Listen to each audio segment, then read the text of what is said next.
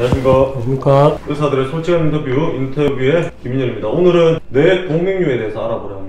영상 시작 앞서서 오늘 영상 함께 해주실 우리 병원 신경외과 허성백 과장님을 소개하겠습니다. 안녕하십니까. 안녕하십니까. 저는 김해보건병원에서 근무 중인 신경외과 전문의 허성백입니다. 예, 오늘 주제는 아까 말씀드린 것처럼 뇌동맥류입니다. 딱 들었을 때 되게 무서운 단어 같고요. 이 뇌동맥류가 뭔지부터 한번 설명 부탁드립니다. 머릿속에 시한폭탄이라고 불리는 뇌동맥류는 뇌 안에 있는 동맥에 여러가지 원인에 의해서 그 모양에 미세한 변화가 생기게 되고 정상적인 혈관에 비해서 취약합니다. 취약하기 때문에 터지기 쉽고 터지게 되면은 뇌 출혈, 그 중에서도 치주막하 출혈을 유발하는 질환이 되겠습니다. 방금 말씀하신 내용에도 포함되어 있는데 뇌동맥류 원인은 뭘까요? 여러가지 원인이 하나씩 분명되고 있습니다. 동맥류는 나이가 많을수록 발생률이 좀 증가하기 때문에 첫 번째 원인은 나이가 되겠습니다. 네. 두 번째는 고혈압이나 흡연력 이런 것들이 강력한 유발인자가 되겠고요. 세 번째 또 무시할 수 없는 것은 유전적인 소인을 강력하게 따르는 경향이 있기 때문에 가족 중에 뇌동맥류를 진단받으신 분이 있다면 본인도 검사하실 것을 추천드립니다.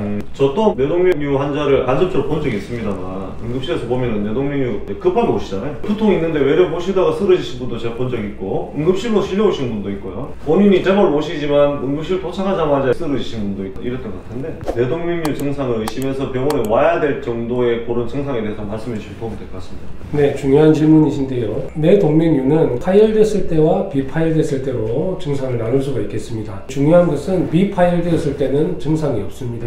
그렇기 때문에 정기적인 검사가 중요하겠고요. 파열되었을 때 미세한 파열일 때는 일반적인 두통과는 달리 망치로 머리를 때리는 듯한 심한 두통이 유발되었을 때는 반드시 검사를 해보는 것을 추천드립니다. 이렇게 증상을 가지고 오시거나 증상이 없는데도 뇌동맥류가 있을 수 있으니까 진단을 받는 게 되게 중요한 거고요. 진단을 받고 나면 어떤 방법으로 치료할 수 있을까 이것도 궁금하실 것 같습니다. 네, 아까 말씀드린 대로 뇌동맥류는 유병률이 3에서 5% 되는 비교적 흔한 질환입니다.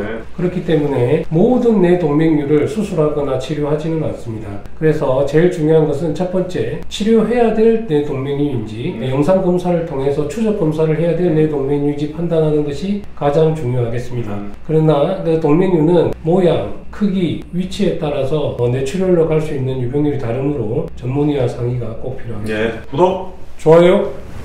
예, 우리 병원 유튜브의 자랑입니다. 그것이 알고 싶다 시간에 돌아왔습니다. 오늘 4가지 질문이고요. 1번부터 하겠습니다. 아까 말씀하신 비파열 동맥류 관련한 이야기입니다. 비파열 동맥류도 가지고 있다 본인이. 근데 커피 마셔도 되냐 말씀해 주시면 감사하겠습니다. 커피는 뇌혈관에 직접적인 영향을 미치지만 이것이 동맥류의 생성과 또 동맥류의 파열과는 연관된 것이 없는 걸로 보고되어 있습니다. 하지만 처음에 말씀드렸듯이 커피가 뇌혈관에 연관이 있기 때문에 과도한 커피의 섭취는 자제하는 것이 좋을 것 같습니다. 그럼 술은 어떨까요? 술과 담배는 모든 의사에게 물으면은 하지 말라고 하지만 그렇죠. 동맥류와 뇌경색과는 직접적인 연관이 있기 때문에 금주, 금연은 당연히 안 하셔야 돼요. 그러니까 우리 과장님도 경험해 보시면은 이거는 추적 같은만 해도 충분히 괜찮은데 생활습관 엉망인 분들이 말 안 듣는 분한테는 꼭 있잖아요. 한 100명 잘 드시면 한두 분 말 안 듣죠. 그런 분들이 꼭 술이나 흡연이나 생활습관 문제로 터져서 오신 분 실제로 보신 적 있죠? 네, 많이 봤습니다. 네, 많이 보셨답니다. 그래서 커피는 과다하게 드시지 마시고 술은 절대 하시면 안 됩니다. 두 번째 보겠습니다. 뇌동맥류 파열 전 신체가 보내는 신호가 있을까요? 아예 파열되기 전에서는 말씀드린 대로 증상은 없습니다. 파열도 2가지 종류가 있는데요. 첫 번째는 미세 출혈인 경우가 있습니다. 그럴 경우에 아까 말씀드린 강한 두통이 동반되게 됩니다. 이때 빨리 오셔가지고 검사를 하시면은 대부분의 경우에 치료가 잘 되는 경향이 있습니다. 하지만 재출혈로 인해서 과량의 뇌출혈이 발생한 경우에는 수술을 해도 3분의 1은 사망, 3분의 1은 살아난다 해도 심각한 신경학적 장애를 남기는 경우가 많습니다. 결국 증상 자체가 두통이거든요. 그렇습니다. 두통은 1번 증상으로 말씀드릴 수가 있겠고 팔다리가 돌아간다든지 경련을 한다든지 그거는 뇌동맥류의 2차적인 증상이 될 수가 있겠습니다. 알겠습니다. 세 번째입니다. 뇌동맥류 치료 이후에 도움이 되는 관리 방법은 어떤 게 있을까요? 다 연관되는 질문입니다. 첫 번째는 금연을 하시는 것이 가장 중요하겠고요. 혈압이 있으신 분들은 혈압을 안정하게 유지하는 것이 또한 중요하겠습니다. 많은 환자분들께서 질문하시는 것 중에 뇌동맥류가 있는데 운동을 해야 하나요? 그렇죠. 이게 되게 중요하죠. 고강도의 운동을 하지 말라고 말씀드리지만 중등도 강도의 운동은 혈관 내피세포의 혈관벽을 더욱더 탄탄하게 하는 역할을 하기 때문에 중등도 강도의 운동은 오히려 추천되고 있습니다.